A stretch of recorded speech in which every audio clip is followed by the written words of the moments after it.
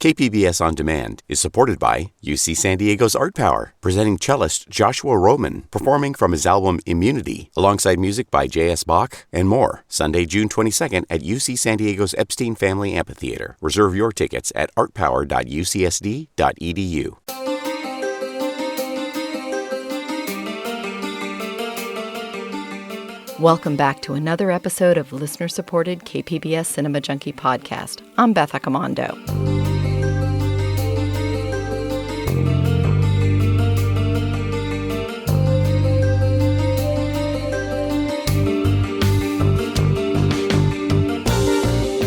It's Thanksgiving, and I have a pair of films that I'm feeling very thankful for right now.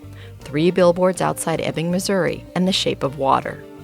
Last year at this time, I did a podcast asking people to pick films they were thankful for. But this Thanksgiving, I want to show my appreciation for just 2 films that are coming out in theaters. 3 Billboards Outside Ebbing, Missouri is currently in theaters, and The Shape of Water opens December 8th. 3 Billboards is one of the best films of the year. The main reason it deserves thanks is for the role director Martin McDonagh created for actress Frances McDormand, and the way she devours the part. McDonagh wrote the role of Mildred specifically for McDormand. The character's an angry mom who wants the local sheriff to do more to catch her daughter's killer. Here's the trailer that got me pumped up about seeing the film, and especially excited about seeing McDormand kick some ass. What's the law on what you can and cannot say on a billboard? I assume you can't say nothing defamatory and you can't say fuck, piss, or cunt. That right? Or anus? I think I'll be all right then. I guess you're Angela Hayes' mother. That's right. I'm Angela Hayes' mother. So, Mildred Hayes, why did you put up these billboards? My daughter Angela was murdered 7 months ago. It seems to me the police department is too busy torturing black folks to solve actual crime. The hell is this? Dixon, I'm in the middle of my goddamn Easter dinner. Sorry, kids. I know, Chief, but I think we got kind of a problem. So first up, I'll speak with filmmaker Martin McDonagh about creating the role for Frances McDormand and about bringing the character of Mildred to life. 3 Billboards is one of those rare films where a female character truly drives the plot. Another performer who's also worthy of thanks and praise is suit actor Doug Jones.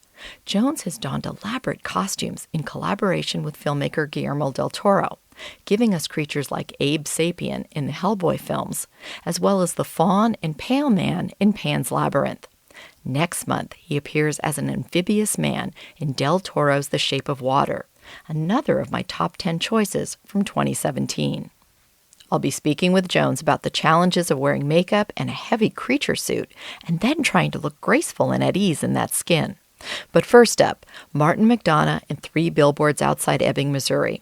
I began my interview by asking what inspired him to write the film for Frances McDormand. Well, she's, one of the best actresses of her generation, I think. And I really wanted to write a very strong female lead for a film, because I hadn't really done that in the last 2 movies I wrote. But I used to do that a lot more in my early theater stuff, so I wanted to tap into that sensibility a little bit more. But there's so much integrity about Frances, and she's got such a dexterity with humor. And this is a dark story, but it's got a lot of comedic moments in it too. That she was, I knew she'd both not overplay the comedy, but mostly to capture the truth of a strong, determined, and almost outrageous female character. And where did the actual story idea is this based in any way on anything real, or what made you create this particular character for her? Well, I did see something on a couple of billboards as I was on a bus through America about 17 years ago, very similar to what Mildred puts up on her billboards at the start of the movie.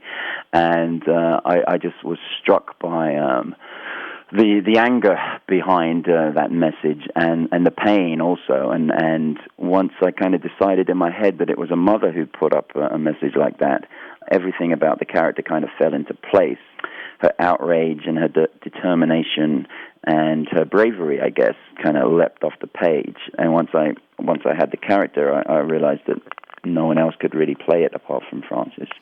And what happened when you offered it to her? Because, I mean, everything's resting on her taking this. So how did she react, and did she take it? I know. We'd have, I don't know what the heck we'd have done if she'd said no to it. But she had a couple of, she loved it, but she had some questions about both her age, because she was, I think, she doesn't mind me saying so, she was 58 when we offered her the part.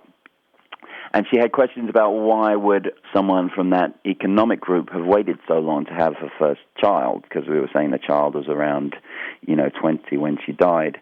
But so we went back and forth about that a little bit, and my point was that her character isn't the typical person in that town. She's unusual. She makes different choices to the usual person. So we went back a little bit about that, and I think then she showed it to Joel Cohen, her husband, and I think he just said, "Just do it. It'll work out." And we didn't really even think about it after the first day of shooting. And what is it about her that you think makes her such a... Because every role she does, she just completely, embodies that character. What is it about her as an actress that you think makes her so good? It's about integrity, I think. It's about making difficult choices. It's about not sentimentalizing a character or patronizing either her or us. She's kind of fearless about not making someone lovable. Her performance in this, we go with the character. We kind of are behind her in a lot of ways, but she doesn't do anything to make her more appealing than what's on the page, almost the opposite to a degree. There's lots of things she does in the movie that are almost indefensible, but because her outrage is true and her heart is mostly in the right place, we kind of go with her. And there's something exciting about a performance like that, I think. Hey, fuckhead! What? Don't say what, Dixon, when she comes in calling you a fuckhead. And as sad as the spectacle of these billboards might be, this reporter, for one, hopes this finally puts an end to the strange saga of the 3 billboards outside. This doesn't put an end to shit, you fucking retard. This is just a fucking start. Why don't you put that on your Good Morning Missouri fucking wake-up broadcast, bitch? Well, I'll tell you, when that first trailer came out, just seeing those few scenes with her, I mean, everyone was buzzing about it, just like, oh my God, we haven't seen a woman like this on the screen. Yeah, exactly. And it feels like, it's not just the trailer. When people come out of the movie, they feel the same way about it too. And how is she to work with? Great. I mean, she's very intelligent and very single-minded and very honorable about, the script and the character. We'd have disagreements, especially in the first sort of week or two, but we were pretty much always on the same page about the character. We both kind of equally loved her, I think. And any little disagreements we had, it was almost like, disagreements between two parents about a child we equally loved. She's a great person to have on set. She's a great actor, and she likes actors. So it was always, and we've kind of built up a little repertory company over the few films I've made. So it's like a lot of old friends are in the cast too, and it's great to have her as part of that company too now. What I really liked about her character is that a lot of times when people complain about, oh, we need more female roles, they tend to focus on we need like stronger, positive role model kind of things. And what I appreciate more is I just want to see women who are kind of driving the plots, that they are like key. And she was such a great character for like being the one who is the force in this film. Yeah, exactly. But we didn't want someone who was like a simple hero too. Like we didn't want to create someone lovable and strong. We wanted to create someone strong for sure, but someone who made choices that sometimes it's hard to defend them even, but to still have those choices be exciting. Right now, there ain't too much more we can do. Could pull blood from every man and boy in this town over the age of 8. There's civil rights laws prevents that, Mrs. Hayes. And what if he was just passing through town? Pull blood from every man in the country, then. And what if he was just passing through the country? If it was me, I'd start up a database. Every male baby was born, stick him on it. And as soon as he'd done something wrong, cross-reference it make 100% certain it was a correct match, then kill him. Yeah, well, there's definitely civil rights laws prevents that.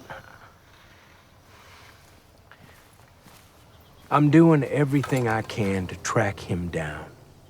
I don't think those billboards is very fair. The time it took you to get out here whining like a bitch, Willoughby, some other poor girl's probably out there being butchered right now. But I'm glad you got your priorities straight. I'll say that for you. But yeah, she completely drives the plot, and the story is written very organically. Basically, it was about creating this woman and just seeing how people react to what she's doing from scene to scene. There was no plot to speak of at the beginning. It was basically her going to war with these local policemen and them reacting to her, and then having everything escalate. So everything happened quite organically because of this strong driving force. Yeah, and I do really appreciate that she's not you don't try to ingratiate her to the audience. No, almost the opposite. Yeah. And it's so good. I mean, it's great to see that because I'm much more interested in seeing complex, flawed characters. Yeah, me too. And it's not just her in the film, too. Like Sam Rockwell's character is very complex and flawed, but hopefully has a capacity to change, too.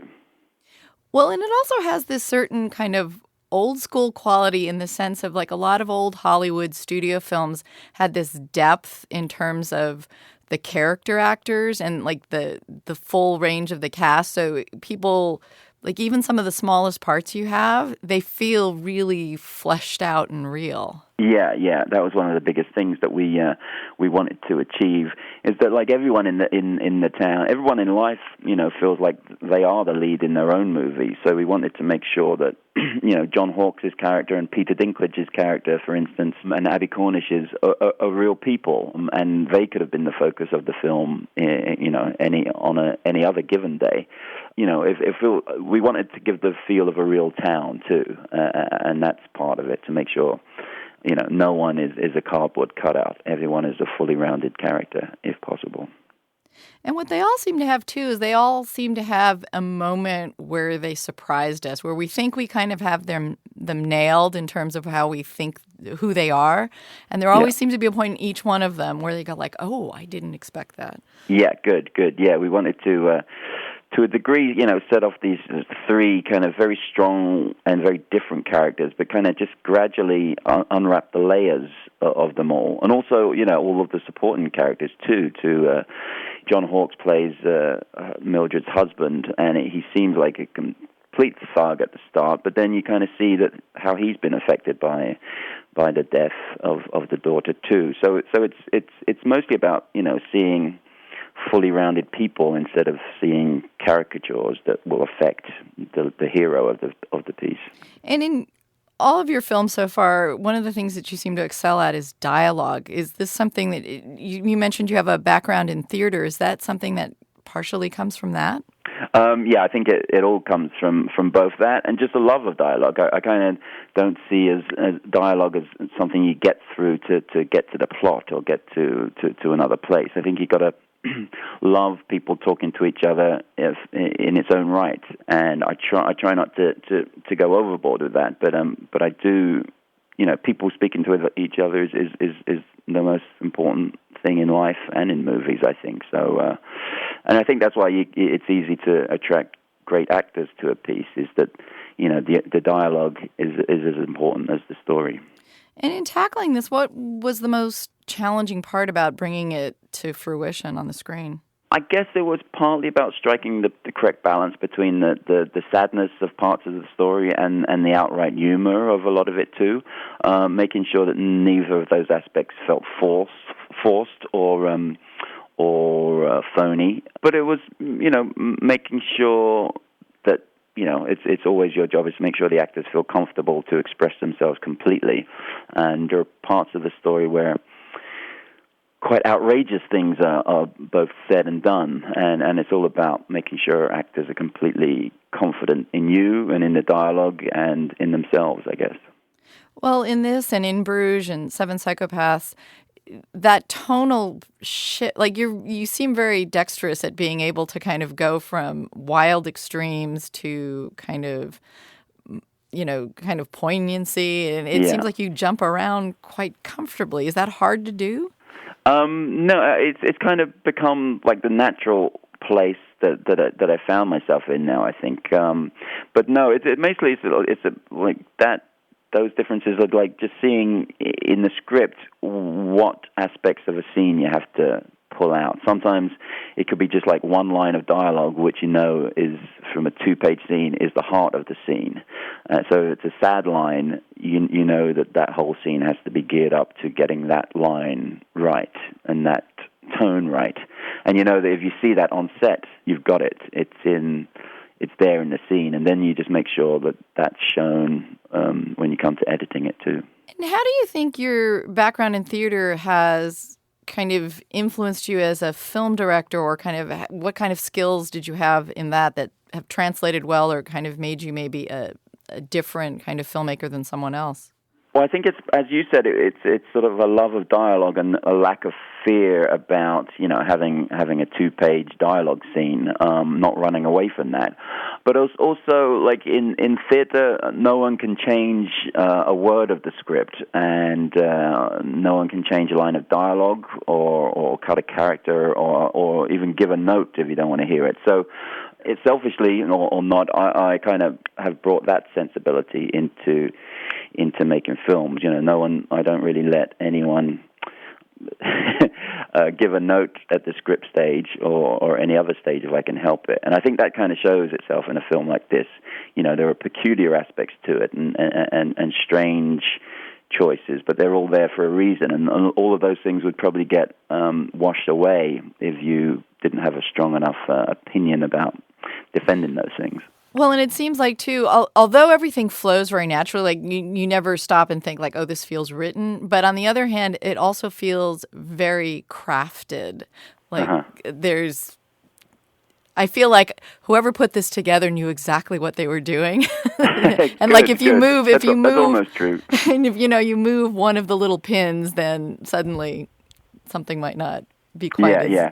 Well, part of that is also, like in the edit, you kind of have the time to... when you're filming, you just make sure you've seen and heard everything that each scene requires. But in the edit, you kind of, once you put them all together, it's a whole nother process. So you got to be open about, losing scenes that just don't add up to something for the whole.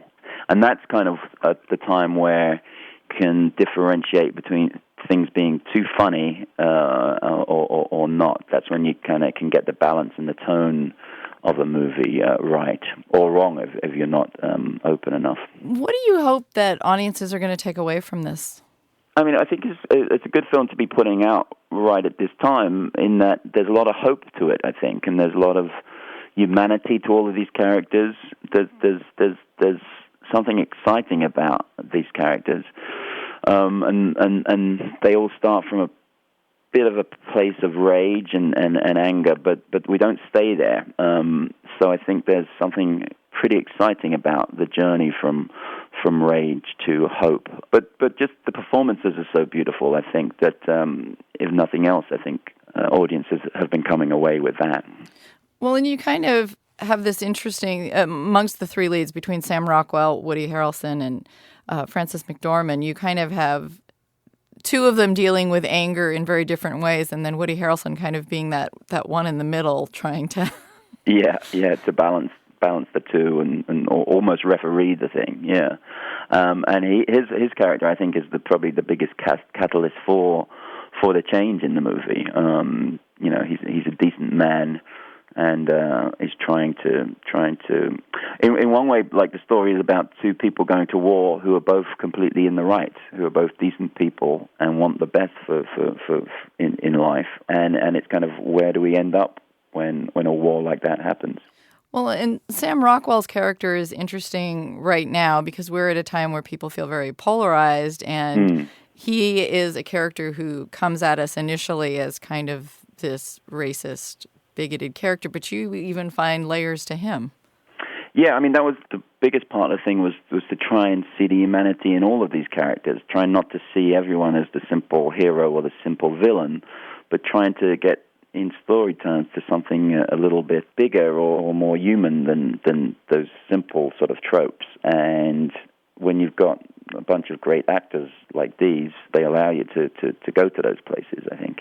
And can I ask if there are any filmmakers or films that have influenced you in when you were making this? Were you thinking of anything else? In the making of this, not too many specifically. I was always a big fan of like the early Terrence Malick films and loads of American movies of the 70s particularly. Paris, Texas was in our mind a little bit, but that was more about color and image to a degree.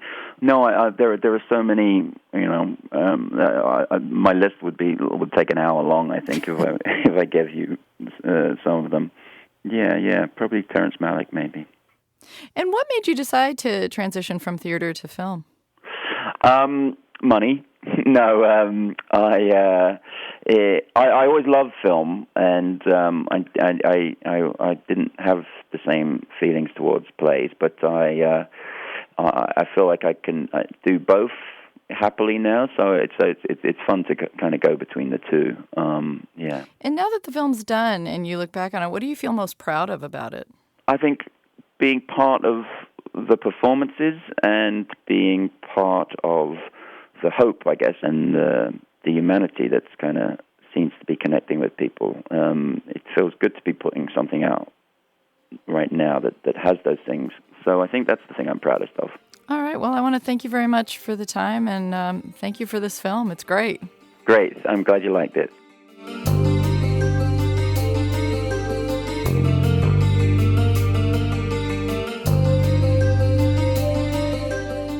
Now for suit actor Doug Jones. I felt a little like the interview was cursed. It kept getting delayed, with the publicist calling and saying, wait just another 10 more minutes. Then, when the call finally came through, my recording software randomly decided to freeze up. Then, when I finally got everything working, the hotel he was at suddenly started making security announcements on its PA system, and I could hear it in the background. But Doug Jones is possibly the sweetest guy on the planet, and he was exceedingly patient as we waited for the stars to align to let us proceed with the interview. In his new film, The Shape of Water, he plays an amphibious man captured by the U.S. government and brought to a secret lab to be studied and experimented on. There he meets a mute young woman, played by Sally Hawkins, who works as a cleaning lady at the facility. Here's a little of the trailer.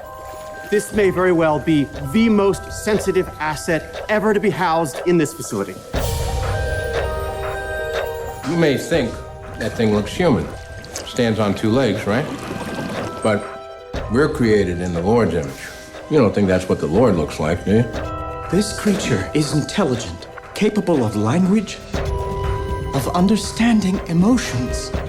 I began by asking him what it is about his creative collaboration with Del Toro that makes him eager to keep going back to work with him. Oh, well, yes, I have been so blessed to have that fascinating and visionary man come back for me time and again. I think he's my favorite director I've ever worked with, and to have him write for me, it's because he's the kind of a person who he understands the human condition. He understands human beings better than anyone else I've ever known.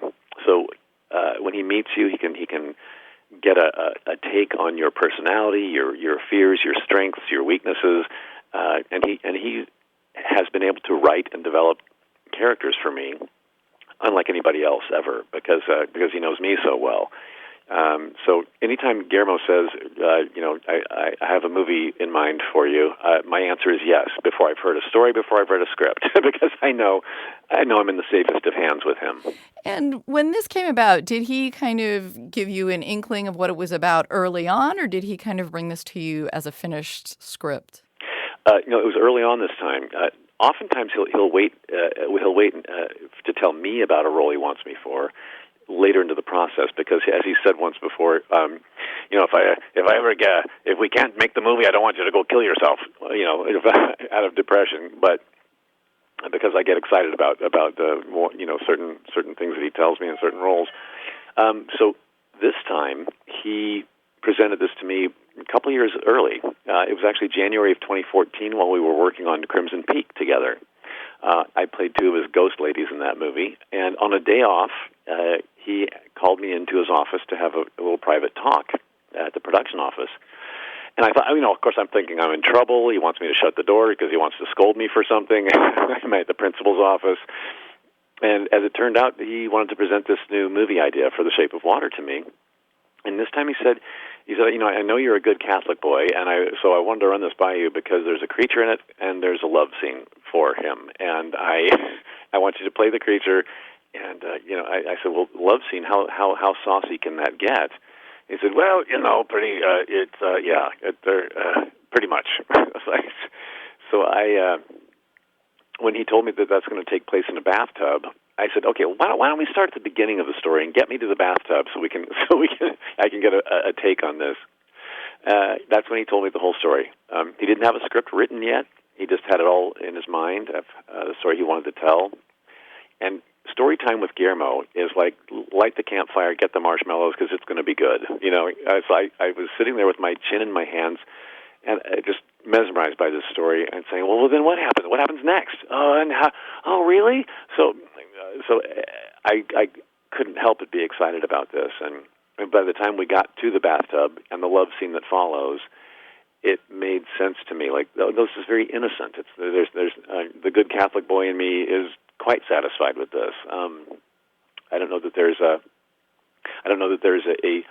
religious protocol for fishmen from the wild and how they're supposed to have intercourse for the first time. I don't know. I don't think marriage has to come first. When animals are from the wild. So it was. And he said he followed that up by saying, "And Dougie, it's me making this movie," which was his way of saying, I'm in very safe hands, and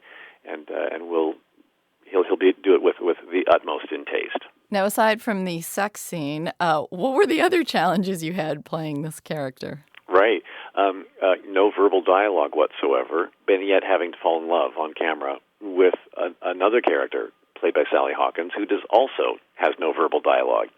These are two mute beings that have to discover each other, learn about each other, find each other, and communicate heart to heart without verbal dialogue. It was a beautiful, beautiful way for a story to unfold. And we found that language happens in many ways. It's not all verbal dialogue. So much of what we say is with our gestures, with our expressions, with our sense of touch, and sharing music together, and all of those things are where we found our connection. That was a beautiful thing. And other challenges then, aside from character development things, would be just the physicality of being in a fish costume with a makeup applied to my head and neck and a fish suit from the neck down.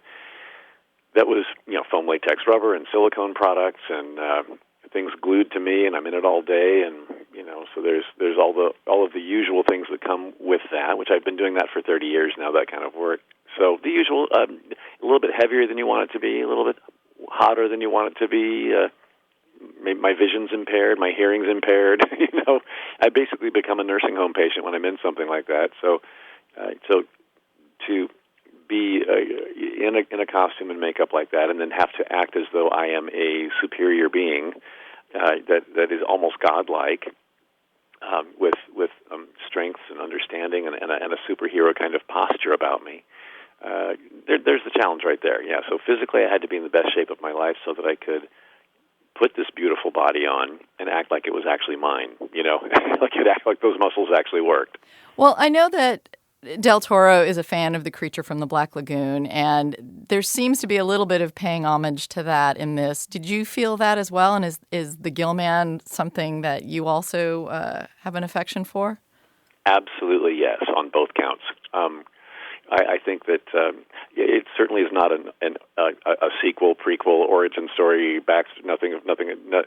Those parallels aren't there with The Creature from the Black Lagoon, but inspiration from and a nod to, I do believe so. Guillermo has been very vocal about his love for The Creature from the Black Lagoon as an early childhood memory for him, falling in love with both Julie Adams in the movie and the creature, the Gill Man. He found an affection and a crush on both of them. so he even said that like he's doodled pictures when he was a kid of Julie Adams and the Gill Man holding hands on a beach, riding a bike together, having a picnic together. He would doodle these pictures, and I think that this is the movie that he made from those doodles. It's to me, I think that he finally made the movie that he wanted to see, the actualized love story happen. And so many monster movies from that era, the golden era, be it King Kong or Frankenstein, Dracula, Creature from the Black Lagoon. There's almost a romantic notion there that there's a human connection with whatever creature or monster it is, and there's sympathy there. That can then be translated into romance.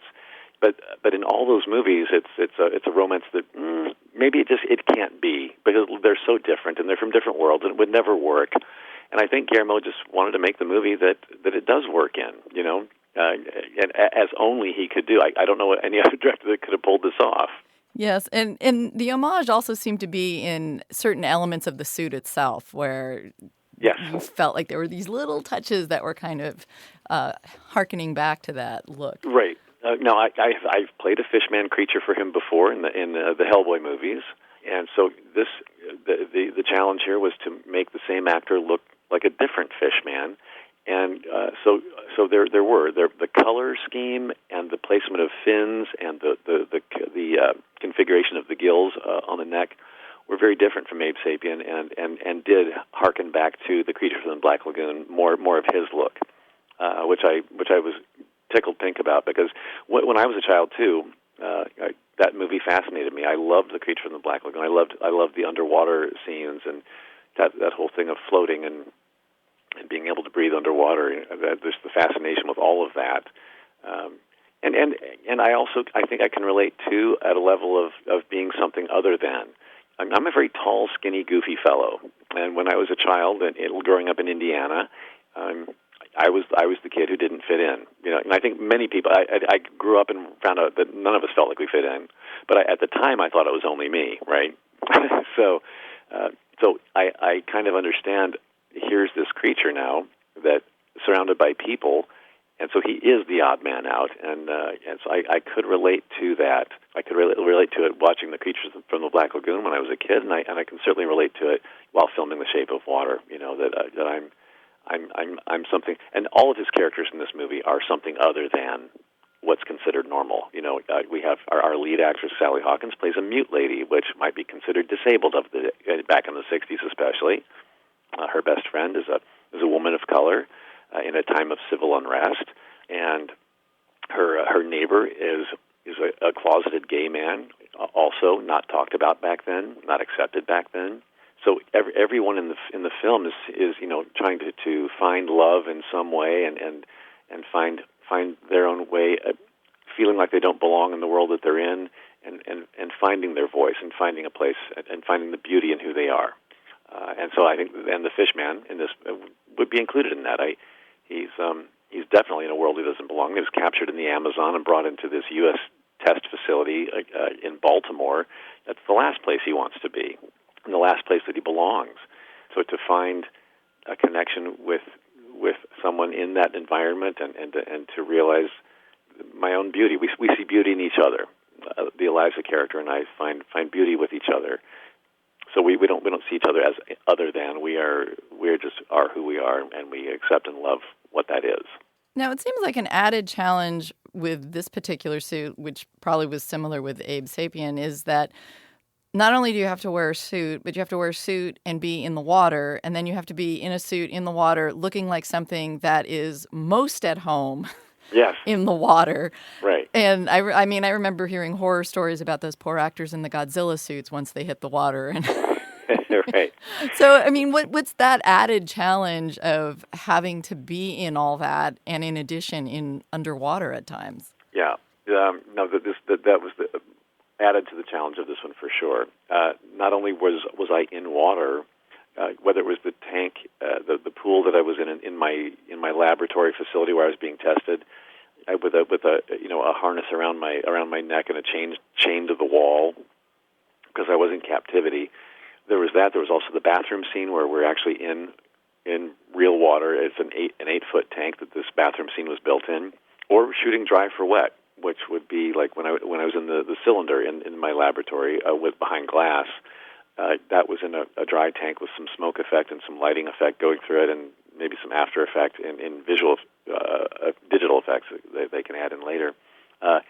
And me sitting on a teeter-totter with all of my weight just being supported by my two little bony butt bones, and leaning forward and acting as though I'm in water, or the final scene of the film where we're both underwater, floating together. That was in a big dry studio filled with a little bit of smoke effect, a little bit of lighting effect, and the two of us in hip harnesses with wires to the ceiling, hoisting us up.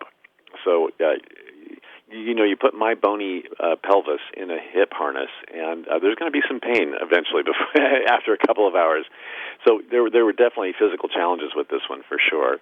But when you see it all cut together, it's like whatever sacrifice of comfort or pain there was, it's so worth it to make this product. When you're done, it's like that's why I was okay with the pain, because we made a beautiful movie that'll last forever. That I can get the harness off at some point and let my bones heal. That's fine, but the movie will live on forever. Well, aside from some of those beautiful moments that are in the water, there's also one that's quite delightful, and I hope I'm not giving anything away, but you get to dance in that suit. Yeah, exactly. There's another challenge, isn't it? There's a bit of a fantasy sequence where Eliza, Sally Hawkins' character, sort of, once she rescues me from the lab, she's falling madly in love. We're both falling in love with each other, and she wants to express it, but she's mute. And she's trying to tell me how much she loves me, and because we don't have verbal language to get specific with, at this one moment she feels her gestures just aren't enough to convey this love to me. So in her mind, she breaks into a song, and the screen goes black and white, and we go into a dance number from an old musical, from an old MGM musical.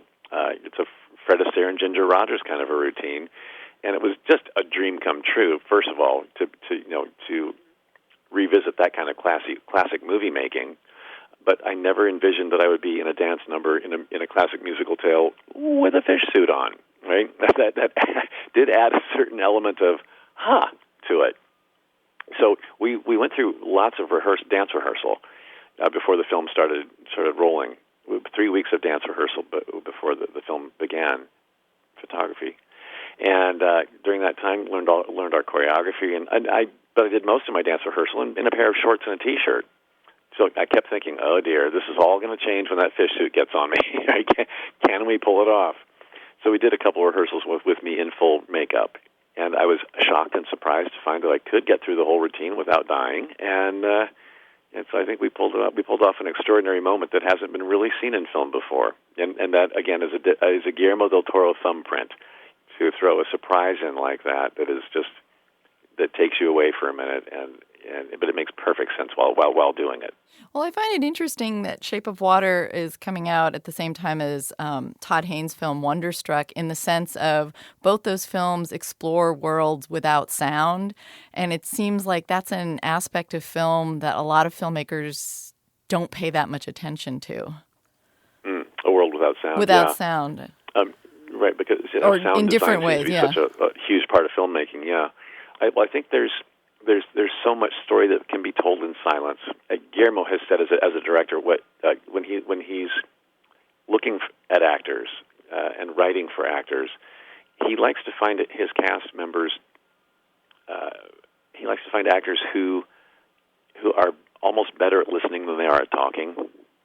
So, what's behind the eyes? What do you absorb? How do you convey yourself through a visual expression of some sort? So silence is golden. Silence can be beautiful, and I think pure communication can often get cluttered with too many words. So I think he did a beautiful job of showing that. Would you describe this as a fairy tale?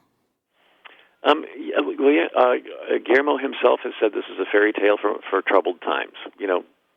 I would, because it's also It's a slice of reality. It's a story that takes place in 1962. So of course it's a period piece of and it's plausible. The thing is, it's presented as, even though there's a fantasy element, I'm a creature that's never been seen on Earth before.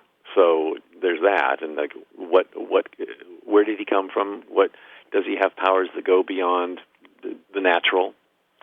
All those things, all those questions arise, but it's played out in a very real setting. I would say it's a real period piece that has fantasy elements to it and fairy tale elements. That's what I would say. And how do you feel it speaks to our troubled times right now? No, well, I honestly, in this day and age, I've never seen our country or our planet Earth as in as much turmoil as it is now, for me personally, and in my lifetime. So decisions that we make and actions that we do in life are either motivated by fear or love. And so right now, it seems like the world is reacting to each other. Everyone is reacting to each other with fear. This movie is all about love. The only character in the film that acts out of fear is our antagonist, Strickland, played by Michael Shannon. Everyone else's motivations and everyone else's intentions in the movie is love motivated, and that's kind of how I want to live my life. And I think, and that notion of other than. Every character in the movie is other than normal, other than mainstream. So we're in a time now where we seem to be fearful of those that are other than. So let's all sit down at the table together and find beauty in what's other than me. So I think that's what it speaks to. If you want to find current world issue and political parallels with this movie, you certainly can. All right. Well, I want to thank you very much for your time and for another beautiful film. Yeah, no, thank you so much for finding me worthy of your time, too.